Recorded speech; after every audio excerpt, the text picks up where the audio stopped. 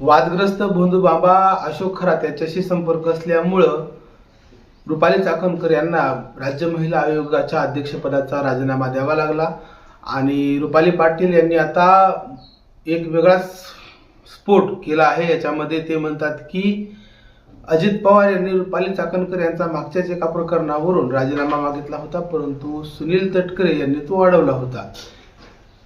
रुपाली पाटील यांच्या म्हणण्यानुसार रुपाली चाकणकर यांचा राजीनामा हा मागेच फावणार होता, परंतु तटकरे यांच्या भूमिकेमुळे तो राहिला। आता मात्र त्यांना राजीनामा द्यावा लागलेला आहे। याचबरोबर रुपाली पाटील यांनी चाकणकर यांच्यावर आणखीही बरेच आरोप केलेले आहेत। त्यापैकी एक म्हणजे महाराष्ट्रातील सर्वात मोठा सेक्स रॅकेट जो आहे तर त्याच्यामध्ये रुपाली चाकणकर यांचा हात असल्याचं त्यांनी वक्तव्य केलेलं आहे। अशोक खरात केस प्रकरणी आता चौकशी सुरू असून यातून बऱ्याच गोष्टी बाहेर येणार आहेत। कित्येक लोकांना राजकीय अस्तित्व सुद्धा गमवावं लागलं असं वाटतंय।